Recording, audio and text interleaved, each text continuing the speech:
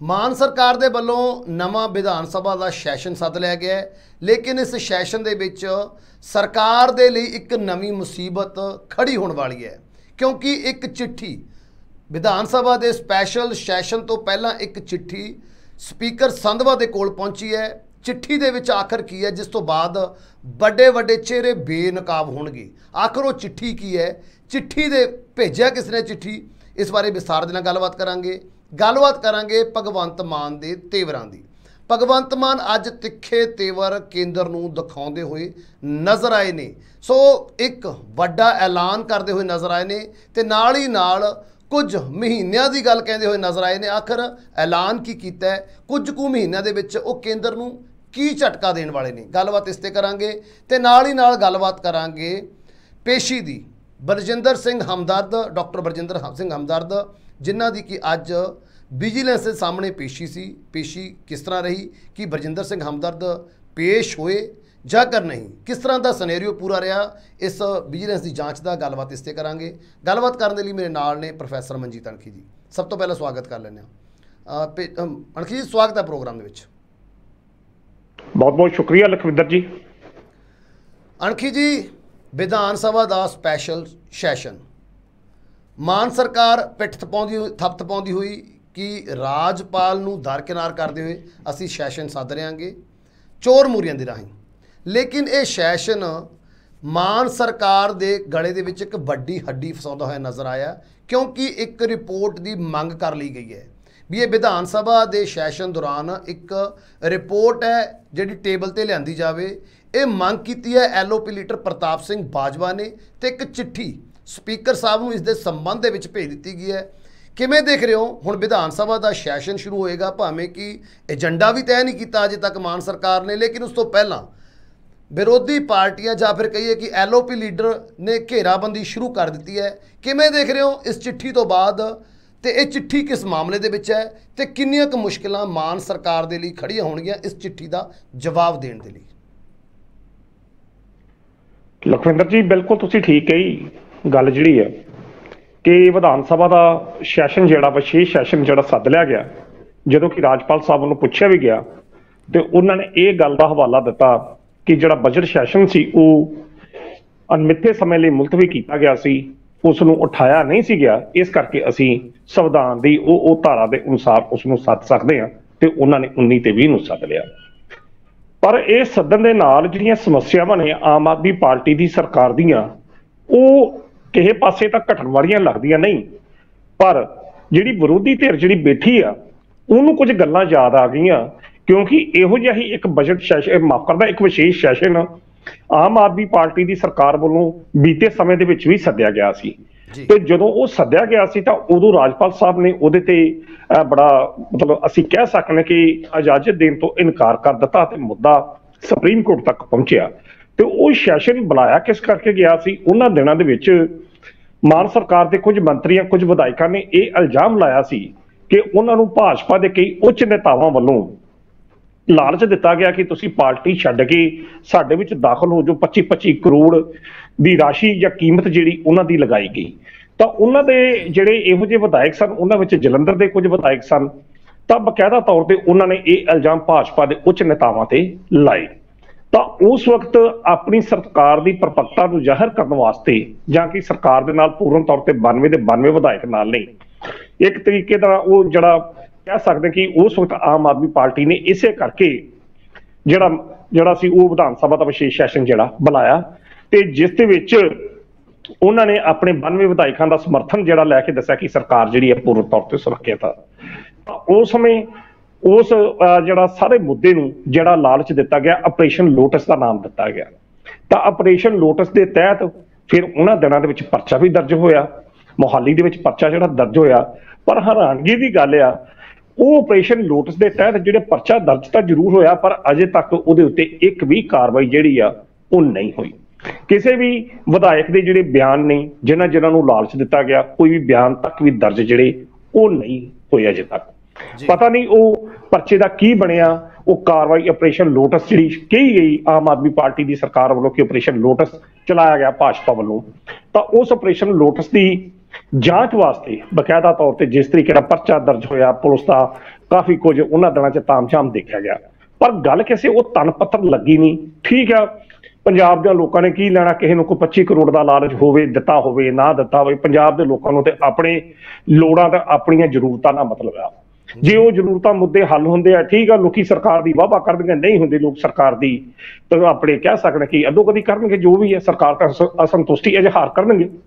ਪਰ ਜਿਹੜੀ ਵਿਰੋਧੀ ਧਿਰ ਆ ਉਹਨਾਂ ਨੇ ਤਾਂ ਉਹਨਾਂ ਮੁੱਦਿਆਂ ਤੇ ਘੇਰਨਾ ਸਰਕਾਰ ਨੂੰ ਕਿ ਹਾਂ ਵੀ ਪਿੱਛੇ ਤਾਂ ਤੁਸੀਂ ਇਹ ਰੌਲਾ ਪਾਇਆ ਸੀ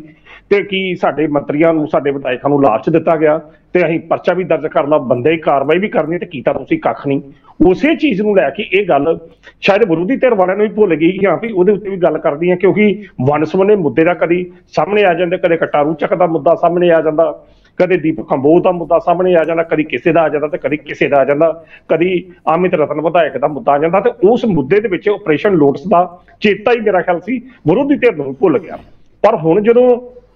ਸੈਸ਼ਨ ਬੁਲਾ ਲਿਆ ਗਿਆ ਦੁਬਾਰਾ, ਵਿਸ਼ੇਸ਼ ਸੈਸ਼ਨ, ਜਿਹਦੇ ਵਿੱਚ ਉਹਨਾਂ ਨੇ ਆਪਣੀ ਦਿੱਲੀ ਦਾ ਜਿਹੜਾ ਆਰਡੀਨੈਂਸ ਸਰਕਾਰ ਦੇ ਖਿਲਾਫ ਕੀਤਾ ਗਿਆ ਭਾਜਪਾ ਸਰਕਾਰ ਵੱਲੋਂ, ਉਹਦੇ ਸਮਰਥਨ ਦੇ ਵਿੱਚ ਗੱਲਬਾਤ ਜਿਹੜੀ ਉਹਨਾਂ ਨੇ ਕਰਦੀ, ਇਸ ਸੰਬੰਧੀ ਕਹਿੰਦੇ ਕਿ ਆਰਡੀਨੈਂਸ ਉਹ ਮਾਫ ਕਰਨ, ਜਿਹੜਾ ਸੈਸ਼ਨ ਆ ਉਹ ਸੱਦਿਆ ਗਿਆ, ਹਾਲਾਂਕਿ ਏਜੰਡਾ ਜਿਹੜਾ ਉਹ ਅਜੇ ਤੈਅ ਨਹੀਂ ਕੀਤਾ ਗਿਆ। ਉਸ ਸੰਬੰਧ ਦੇ ਵਿੱਚ ਅੱਜ ਜਿਹੜੇ ਵਿਧਾਨ ਸਭਾ ਦੇ ਵਿੱਚ ਵਿਰੋਧੀ ਧਿਰ ਦੇ ਨੇਤਾ ਨੇ ਸਰਦਾਰ ਪ੍ਰਤਾਪ ਸਿੰਘ ਬਾਜਵਾ, ਉਹਨਾਂ ਨੇ ਇੱਕ ਪੱਤਰ ਲਿਖ ਕੇ ਸਰਕਾਰ ਕੋਲ ਮੰਗ ਕਰ ਲਿਆ ਕਿ ਹਾਂ ਭਾਈ ਸਾਹਿਬ ਦੱਸੋ ਕਿ ਸੈਸ਼ਨ ਦਾ ਉਦੋਂ ਸੱਦਿਆ ਸੀ, ਸੈਸ਼ਨ ਸੱਦਿਆ, ਕਿੰਨਾ ਖਰਚਾ ਸਰਕਾਰੀ ਖਜ਼ਾਨੇ ਦਾ ਜਿਹੜਾ ਬੋਝ ਪਿਆ, ਤਾਂ ਉਸ ਸੈਸ਼ਨ ਤੋਂ ਵਿੱਚ ਜਿਹੜਾ ਆਪਰੇਸ਼ਨ ਲੋਟਸ ਦੀ ਜਾਂਚ ਕਿੱਥੋਂ ਤੱਕ ਪਹੁੰਚੀ ਤੇ ਉਸ ਦੇ ਸੰਬੰਧੀ ਕੀ ਕੁਝ ਤੁਹਾਡੇ ਕੋਲ ਖੁਲਾਸੇ ਜਿਹੜੇ ਹੁਣ ਤੱਕ ਹੋਏ ਨੇ ਉਹ ਦੱਸੋ, ਦੱਸਣੇ ਚਾਹੀਦੇ ਆ। ਇਹ ਜਿਹੜੀ ਮੰਗ ਆ ਵਿਰੋਧੀ ਧਿਰ ਦੀ ਪੂਰਨ ਤੌਰ ਤੇ ਜਾਇਜ਼ ਹੈਗੀ ਆ ਕਿ ਤੁਸੀਂ ਆਪੇ ਰੌਲਾ ਪਾ ਲੈਂਦੇ ਜੇ, ਆਪੇ ਰੌਲਾ ਪਾ ਕੇ ਆਪਣੀ ਸ਼ਕਤੀ ਦਾ ਪ੍ਰਦਰਸ਼ਨ ਕਰ ਦਿੰਦੇ ਜੇ, ਬਾਅਦ ਦੇ ਵਿੱਚ ਕਹਿੰਦੇ ਜੇ ਅਸੀਂ ਕਾਰਵਾਈ ਕਰਾਂਗੇ, ਕਾਰਵਾਈ ਕਰਦੇ ਨਹੀਂ ਤੇ ਸੈਸ਼ਨ ਦਾ ਜਿਹੜਾ ਉਸੇ ਤਰੀਕੇ ਦਾ ਇੱਕ ਵਿਸ਼ੇਸ਼ ਸੈਸ਼ਨ ਤੁਸੀਂ ਫਿਰ ਸੱਦ ਲਿਆ। ਤਾਂ ਉਸ ਮੁੱਦੇ ਨੂੰ ਲੈ ਕੇ ਪ੍ਰਤਾਪ ਸਿੰਘ ਬਾਜਵਾ ਹੋਣਾ ਨੇ ਚਿੱਠੀ ਜਿਹੜੀ ਆ ਵਿਧਾਨ ਸਭਾ ਦੇ ਸਪੀਕਰ ਨੂੰ ਜਿਹੜੀ ਆ ਉਹ ਲਿਖੀ ਹੈ ਕਿ ਹਾਂ ਭਾਈ ਸਾਹਿਬ ਉਹ ਆਪਰੇਸ਼ਨ ਲੋਟਸ ਦੀ ਜਿਹੜੀ ਗੱਲ ਆ ਉਹ ਦੱਸੀ ਜਾਵੇ ਕਿ ਉਹਦੇ ਵਿੱਚ ਅਗਲੀ ਕਾਰਵਾਈ ਕੀ ਹੋਈ ਹੈ। ਤੇ ਆਪਣੇ ਮਾਨ ਸਾਹਿਬ ਪੰਜਾਬ ਦੇ ਲੋਕ ਵੀ ਜਾਣਨਾ ਚਾਹੁੰਦੇ ਆ ਕਿ ਜਦੋਂ ਇਹ ਆਮ ਆਦਮੀ ਪਾਰਟੀ ਦੇ ਵਿਧਾਇਕ ਜਿਹੜੇ ਨਵੇਂ ਜਿੱਤੇ ਸੀ, ਜੇਕਰ ਭਾਜਪਾ ਨੂੰ 25-25 ਕਰੋੜ ਰੁਪਈਆ ਲਾਲਚ ਦਿੰਦੀ ਰਹੀ ਆ ਤਾਂ ਫਿਰ ਉਸ ਦਾ ਸੱਚ ਕੀ ਆ, ਉਹ ਸੱਚ ਵੀ ਲੋਕਾਂ ਦੇ ਸਾਹਮਣੇ ਜ਼ਰੂਰ ਆਉਣਾ ਚਾਹੀਦਾ। ਈਵਨ ਕਿ ਤੁਹਾਨੂੰ ਯਾਦ ਹੋਵੇਗਾ ਕਿ ਉਦੋਂ ਭਗਵੰਤ ਮਾਨ ਹੋਣੀ ਪੰਜਾਬ ਦੇ ਮੁੱਖ ਮੰਤਰੀ ਅਜੇ ਨਹੀਂ ਸਨ ਬਣੇ, ਉਦੋਂ ਵੀ ਕਹਿੰਦੇ ਸਨ ਕਿ ਉਹਨਾਂ ਨੂੰ ਕੇਂਦਰ ਦੇ ਬਹੁਤ ਉੱਚ ਨੇਤਾ ਵੱਲੋਂ ਜਦੋਂ MP ਸਨ ਉਹਨਾਂ ਨੂੰ ਲਾਲਚ ਦਿੱਤਾ ਗਿਆ ਕਿ ਤੁਸੀਂ ਆ ਜਾਓ, ਤੁਹਾਨੂੰ ਕੇਂਦਰ ਦੇ ਵਿੱਚ ਮੰਤਰੀਸ਼ਿਪ ਦਿੱਤੀ ਜਾਂਦੀ ਆ, ਹੋਰ ਇਹੋ ਜਿਹੀਆਂ ਉਹਨਾਂ ਨੇ ਇਲਜ਼ਾਮ ਜਿਹੜੇ ਨੇ ਉਹਨਾਂ ਦਿਨਾਂ 'ਚ ਭਗਵੰਤ ਮਾਨ ਹੋਣਾ ਨੇ ਵੀ ਕੇਂਦਰ ਦੀ ਸਰਕਾਰ ਤੇ ਲਾਏ ਸੀ। ਖੈਰ ਇਹ ਹੁਣ ਇਲਜ਼ਾਮਾਂ ਲਾਉਣਾ ਨਾ ਲਾਉਣਾ ਇਹ ਇੱਕ ਸਿਲਸਿਲਾ, ਇੱਕ ਰਿਵਾਜ ਜਿਹੜਾ ਮਾਨ ਸਾਹਿਬ ਬਣ ਚੁੱਕਾ। ਪਰ ਹੁਣ ਜਿਸ ਤਰੀਕੇ ਨਾਲ ਇਸ ਜੀ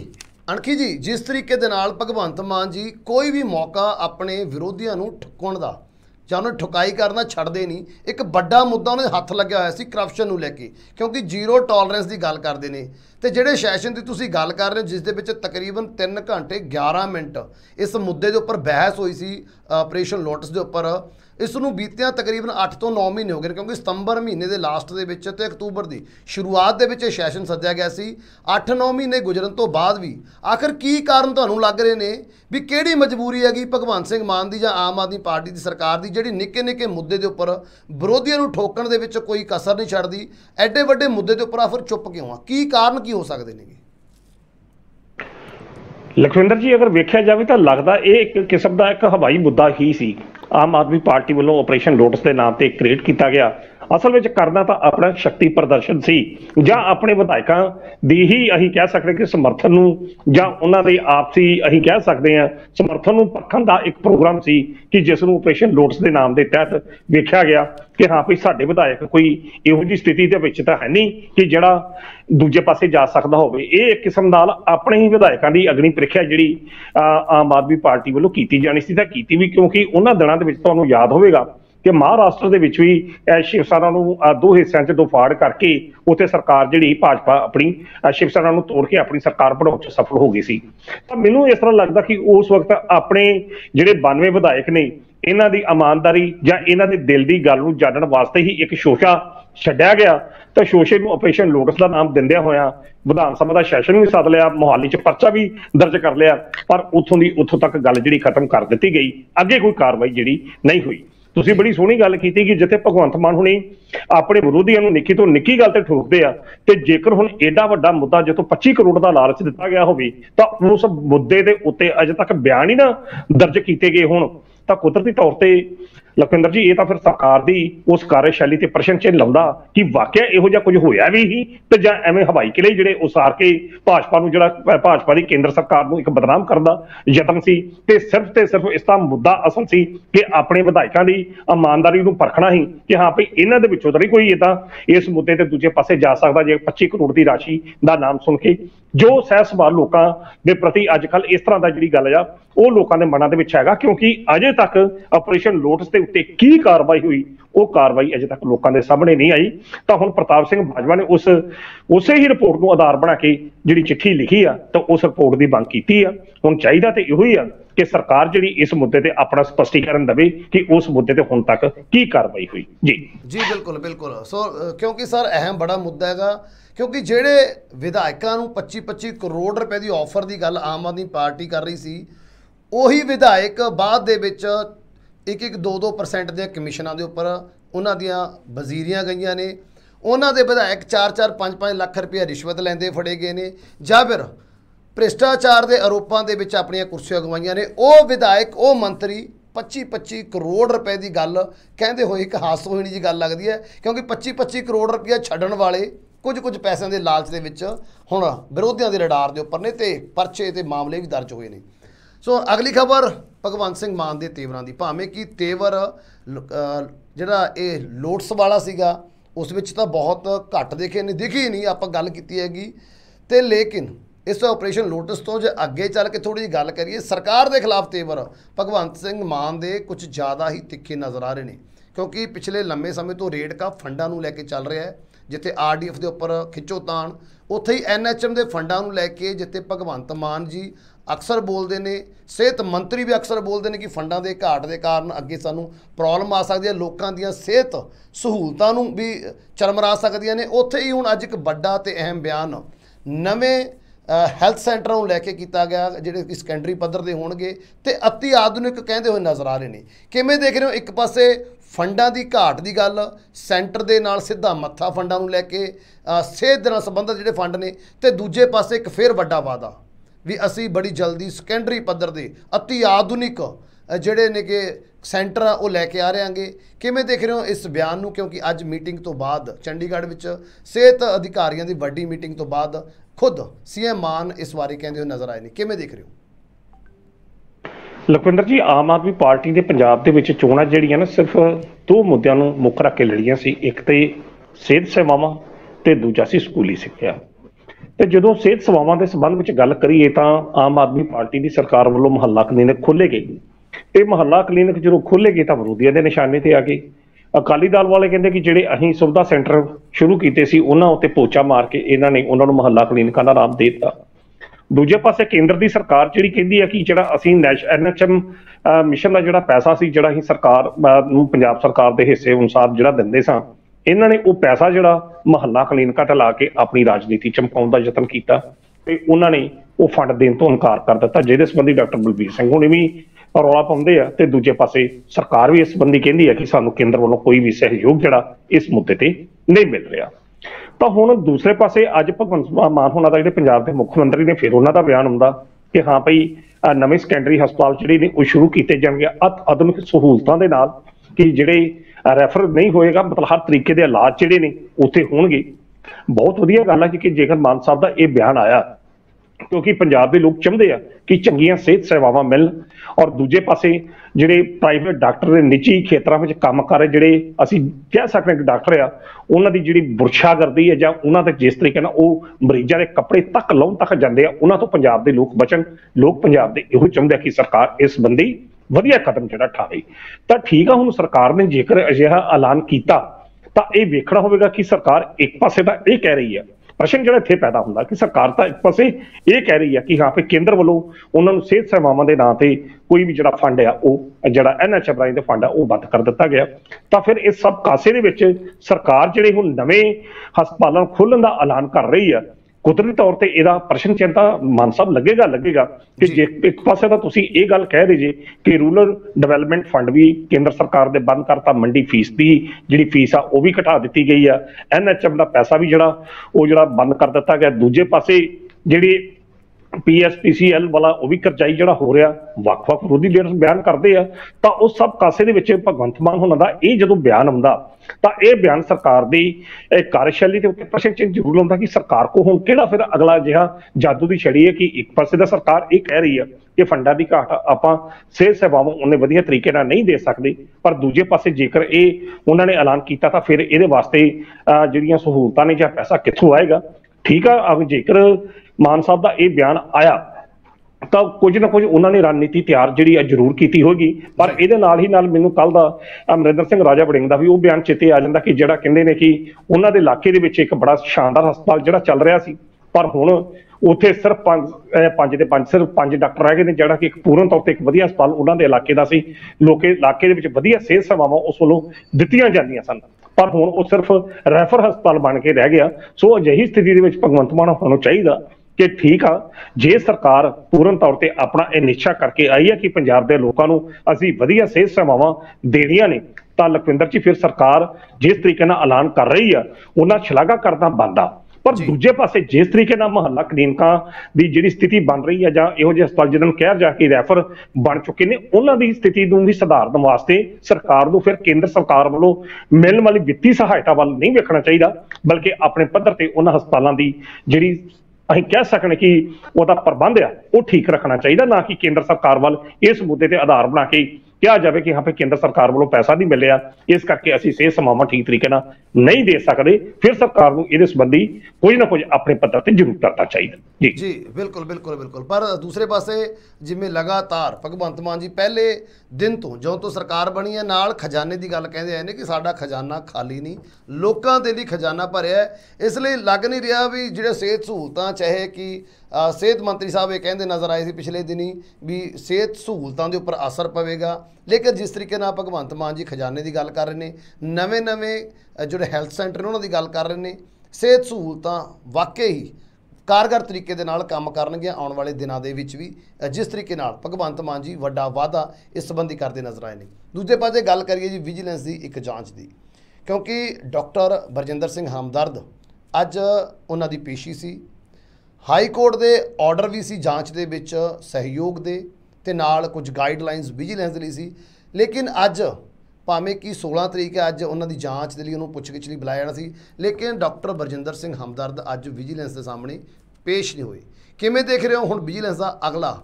ਪੱਖ ਜਾਂ ਅਗਲਾ ਰੁਖ ਕਿਸ ਤਰ੍ਹਾਂ ਲੈਣ ਵਾਲਾਗਾ, ਕਿਉਂਕਿ ਗਾਈਡਲਾਈਨਸ ਜੋ ਵਿਜੀਲੈਂਸ ਨੂੰ ਜਾਰੀ ਕੀਤੇ ਗਏ ਸੀ ਉਹਨਾਂ ਦੀ ਪਾਲਣਾ ਵਿਜੀਲੈਂਸ ਵੱਲੋਂ ਕੀਤੀ ਗਈ ਹੈ, ਲੇਕਿਨ ਗਾਈਡਲਾਈਨਸ ਕੁਝ ਡਾਕਟਰ ਸਾਹਿਬ ਦੇ ਵਾਸਤੇ ਵੀ ਸੀ, ਉਹ ਉਹਨਾਂ ਤੋਂ ਸਾਈਡ ਲਾਈਨ ਹੁੰਦੇ ਨਜ਼ਰ ਆਏ ਨੇ। ਹੁਣ ਅਗਲਾ ਰੁਖ ਕਿਸ ਤਰ੍ਹਾਂ ਦਾ ਰਹਿਣ ਵਾਲਾ ਵਿਜੀਲੈਂਸ ਦਾ ਇਸ ਮਾਮਲੇ ਦੇ ਵਿੱਚ? ਮਾਨ ਸਾਹਿਬ, ਜਿਸ ਤਰੀਕੇ ਨਾਲ ਜੰਗੇ ਆਜ਼ਾਦੀ ਦਾ ਮੁੱਦਾ ਬਰਜਿੰਦਰ ਸਿੰਘ ਹਮਦਰਦ ਵਾਸਤੇ ਇੱਕ ਗਲੇ ਦੀ ਹੱਡੀ ਬਣਦਾ ਜਾ ਰਿਹਾ,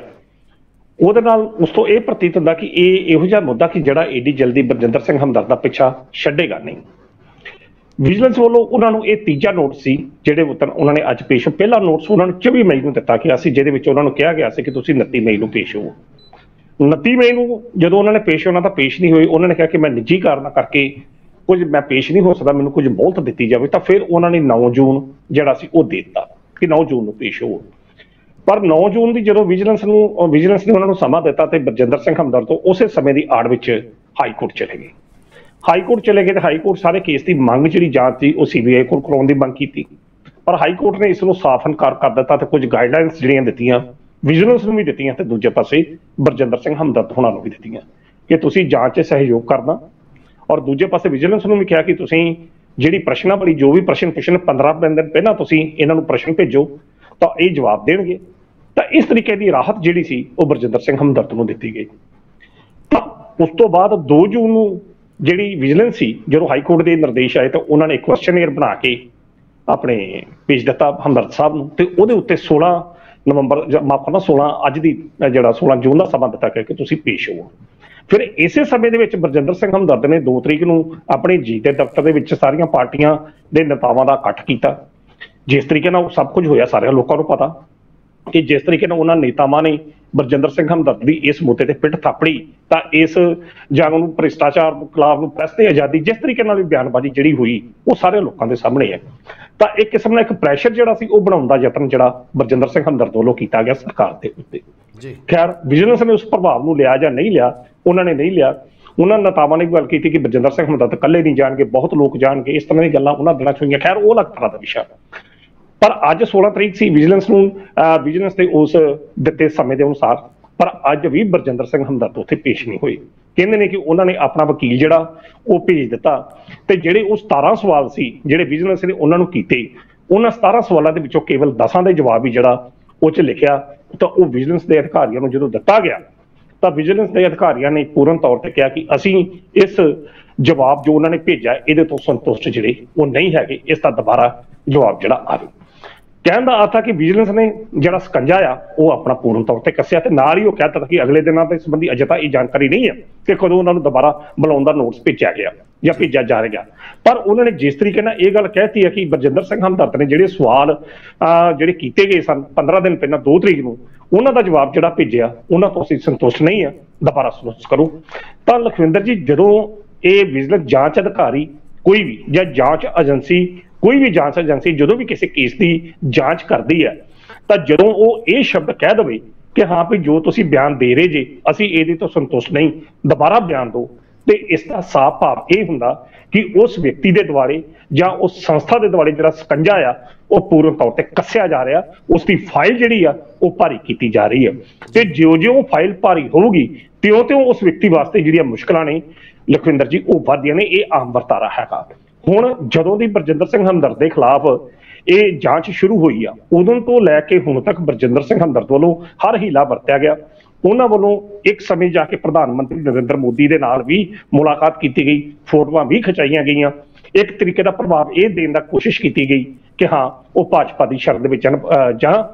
ਪ੍ਰਧਾਨ ਮੰਤਰੀ ਹੋਣੀ ਸ਼ਾਇਦ ਉਹਨਾਂ ਦਾ ਬਚਾਅ ਕਰ ਸਕਣ। ਪਰ ਉਸ ਮੁੱਦੇ ਦੇ ਉੱਤੇ ਵੀ ਕੋਈ ਗੱਲਬਾਤ ਨਹੀਂ ਹੋਈ। ਹਾਈ ਕੋਰਟ ਦੇ ਵਿੱਚ ਵੀ ਉਹਨਾਂ ਨੇ ਰੁਖ ਕੀਤਾ, ਹਾਈ ਕੋਰਟ ਦੇ ਵਿੱਚ ਵੀ ਉਹਨਾਂ ਨੂੰ ਇਹ ਗੱਲ ਕਹੀ ਗਈ ਕਿ ਤੁਸੀਂ ਆਪਣਾ ਪੱਖ ਜਿਹੜਾ ਪੇਸ਼ ਰੱਖੋ। ਇਸ ਸਭ ਤੋਂ ਬਾਵਜੂਦ ਵੀ ਉਹਨਾਂ ਨੇ ਜਿਸ ਤਰੀਕੇ ਨਾਲ ਅਸੀਂ ਕਹਿ ਸਕਦੇ ਕਿ ਇਹ ਸੋਚਿਆ ਕਿ ਮੈਂ ਵਿਜੀਲੈਂਸ ਤੱਕ ਪੇਸ਼ ਨਹੀਂ ਹੋਣਾ, ਉਹਨਾਂ ਨੇ ਇੱਕ ਸਰਕਾਰ ਤੇ ਵੀ ਦਬਾਅ ਬਣਾਉਣ ਦੀ ਕੋਸ਼ਿਸ਼ ਕੀਤੀ। ਜਿਸ ਤਰੀਕੇ ਨਾਲ ਉਹ 2 ਤਰੀਕ ਦਾ ਜ਼ਿਲ੍ਹਾ ਸਰਵ ਪਾਰਟੀ ਮੀਟਿੰਗ ਜਿਹੜੀ ਆਪਣੇ ਦਫ਼ਤਰ 'ਚ ਸੱਦੀ। ਪਰ ਇਸ ਸਭ ਦੇ ਬਾਵਜੂਦ ਜਿਹੜੀ ਵਿਜੀਲੈਂਸ ਆ ਉਹ ਕਿਸੇ ਵੀ ਪੱਖ ਤੋਂ ਉਹਨਾਂ ਦਾ ਖਹਿੜਾ ਛੱਡਣ ਨੂੰ ਤਿਆਰ ਨਹੀਂ। ਵਿਜੀਲੈਂਸ ਦੇ ਅਧਿਕਾਰੀਆਂ ਨੇ ਪੂਰਨ ਤੌਰ ਤੇ ਹਾਈ ਕੋਰਟ ਦੇ ਗਾਈਡਲਾਈਨਸ ਦੇ ਅਨੁਸਾਰ ਕੰਮ ਕਰਕੇ 2 ਤਰੀਕ ਨੂੰ ਨੋਟਿਸ ਭੇਜਿਆ, ਜਿਸ ਦੀ ਅੱਜ ਦੀ ਤਰੀਕ ਸੀ। ਹੁਣ ਜਿਹੜਾ ਕਿਉਂਕਿ ਇਹ ਮਸਲਾ ਲਿਟੀਗੇਸ਼ਨ ਦਾ ਮਸਲਾ, ਕਿਉਂਕਿ ਹਾਈ ਕੋਰਟ ਦੇ ਵਿੱਚ ਮਸਲਾ ਹੈਗਾ, ਹੁਣ ਵੇਖਣਾ ਹੋਵੇਗਾ ਕਿ ਪੰਜਾਬ ਸਰਕਾਰ ਦੇ ਐਡਵੋਕੇਟ ਜਨਰਲ ਹੁਣ ਹਾਈ ਕੋਰਟ 'ਚ ਕੀ ਰਿਪੋਰਟ ਦਿੰਦੇ ਆ। ਕਹਿਣ ਦਾ ਅਰਥ ਹੈ ਕਿ ਜਿੰਨਾ ਚਿਰ ਤੱਕ ਬਰਜਿੰਦਰ ਸਿੰਘ ਹਮਦਰਦ ਹੋਣੀ ਉੱਥੇ ਜਾਂਦੇ ਨਹੀਂ ਜਾਂ ਉੱਥੇ ਜਾ ਕੇ ਵਿਜੀਲੈਂਸ ਦੇ ਅਧਿਕਾਰੀਆਂ ਦੀ ਪੁੱਛਗਿੱਛ ਵਿੱਚ ਸ਼ਾਮਲ ਨਹੀਂ ਹੁੰਦੇ, ਉਹਨਾਂ ਦਾ ਇਹ ਪਿੱਛਾ ਜਿਹੜਾ ਛੁੱਟਣ ਵਾਲਾ ਦਿਖਾਈ ਦਿੰਦਾ ਨਹੀਂ ਆ। ਸੋ ਕਹਿਣ ਦਾ ਅਰਥ ਆ ਕਿ ਇੱਕ ਨਾ ਇੱਕ ਦਿਨ ਤਾਂ ਉਹਨਾਂ ਨੂੰ ਜਾਣਾ ਹੀ ਪਏਗਾ, ਜਿਸ ਤਰੀਕੇ ਦੇ ਵਿਜੀਲੈਂਸ ਉਹਨਾਂ ਦੁਆਲੇ ਸਕੰਜਾ ਕੱਸਦੀ ਪਈ ਆ। ਤੇ ਅੱਜ ਜਿਸ ਤਰੀਕੇ ਨਾਲ ਵਕੀਲ ਉਹਨਾਂ ਦਾ ਗਿਆ ਤੇ ਇੰਨੀ ਗੱਲ ਕਹੀ ਕਿ ਉਹ ਆ ਨਹੀਂ ਸਕਦੇ, ਉਹਨਾਂ ਨੂੰ ਕੋਈ ਕੰਮ ਆ, ਤਾਂ ਦੂਜੇ ਪਾਸੇ ਵਿਜੀਲੈਂਸ ਨੇ ਇਹ ਗੱਲ ਕਹਿ ਦਿੱਤੀ ਕਿ ਹਾਂ ਵੀ ਕੋਈ ਨਹੀਂ, ਅਸੀਂ ਇਹਨਾਂ ਸਵਾਲਾਂ ਤੋਂ ਸੰਤੁਸ਼ਟ ਹਾਂ, ਪੂਰੇ ਸਵਾਲਾਂ ਦਾ ਜਵਾਬ ਦਿਓ। ਭਾਵ ਅਗਲੇ ਦਿਨਾਂ 'ਚ ਵਿਜੀਲੈਂਸ ਜਿਹੜੀ ਆ ਕੁਝ ਵੱਡਾ ਕਰ ਸਕਦੀ ਆ ਜਾਂ ਦੁਬਾਰਾ ਉਹਨਾਂ ਨੂੰ ਨੋਟਿਸ ਜ਼ਰੂਰ ਭੇਜੇਗੀ, ਜਿਸ ਤਰੀਕੇ ਦੇ ਹਾਲਾਤ ਜਿਹੜੇ ਬਣਦੇ ਨਜ਼ਰ ਆ ਰਹੇ। ਜੀ ਬਿਲਕੁਲ, ਆਪਾਂ ਕਹਿ ਸਕਦੇ ਹਾਂ ਕਿ ਆਉਣ ਵਾਲੇ ਦਿਨਾਂ ਦੇ ਵਿੱਚ ਡਾਕਟਰ ਸਾਹਿਬ ਦੀਆਂ, ਡਾਕਟਰ ਬਰਜਿੰਦਰ ਸਿੰਘ ਹਮਦਰਦ ਦੀਆਂ ਜਿਹੜੀਆਂ ਮੁਸ਼ਕਿਲਾਂ ਨੇ ਉਹ ਵੱਧ ਸਕਦੇ ਨੇ। ਭਾਵੇਂ ਅੱਜ ਉਹ ਨਹੀਂ ਪਹੁੰਚੇ, ਲੇਕਿਨ ਜੇਕਰ ਫਿਰ ਤੋਂ ਸੰਮਣ ਹੁੰਦੇ ਨੇ, ਫਿਰ ਤੋਂ ਸੱਦਾ ਦਿੱਤਾ ਜਾਂਦਾ, ਤਾਂ ਆਖਰ ਉਹਨਾਂ ਨੂੰ ਵੀ ਸਾਹਮਣੇ ਪੇਸ਼ ਹੋ ਕੇ ਆਪਣਾ ਪੱਖ ਰੱਖਣਾ ਹੀ ਪਏਗਾ, ਜਿਸ ਤਰੀਕੇ ਦੇ ਨਾਲ ਹਾਈ ਕੋਰਟ ਦੀਆਂ ਵੀ ਗਾਈਡਲਾਈਨਸ ਜਾਰੀ ਕੀਤੀਆਂ ਗਈਆਂ ਸੀ। ਸੋ ਅਣਖੀ ਜੀ, ਤੁਸੀਂ ਗੱਲਬਾਤ ਕਰਨ ਦੇ ਲਈ ਸਾਡੇ ਨਾਲ ਜੁੜੇ ਦੇ ਲਈ ਤੁਹਾਡਾ ਬਹੁਤ ਬਹੁਤ ਧੰਨਵਾਦ। ਬਹੁਤ ਬਹੁਤ ਸ਼ੁਕਰੀਆ ਮਾਨ ਸਾਹਿਬ। ਸੋ ਇਹ ਸਨ ਪ੍ਰੋਫੈਸਰ ਮਨਜੀਤ ਸਿੰਘ ਅਣਖੀ ਜੀ, ਜਿਨ੍ਹਾਂ ਦੇ ਵੱਲੋਂ ਅੱਜ ਦੇ ਇਹਨਾਂ ਅਹਿਮ ਖਬਰਾਂ ਦੇ ਉੱਪਰ ਵਿਸਥਾਰ ਦੇ ਨਾਲ ਚਰਚਾ ਕੀਤੀ ਗਈ ਹੈ। ਤੁਹਾਨੂੰ ਚਰਚਾ ਕਿਵੇਂ ਲੱਗੀ ਕਮੈਂਟ ਕਰਕੇ ਜ਼ਰੂਰ ਦੱਸਿਓ। ਅਗਲੇ ਪ੍ਰੋਗਰਾਮ ਵਿੱਚ ਫਿਰ ਤੋਂ ਹੋਏਗੀ ਮੁਲਾਕਾਤ। ਉਦੋਂ ਤੱਕ ਦਿਓ ਇਜਾਜ਼ਤ। ਧੰਨਵਾਦ।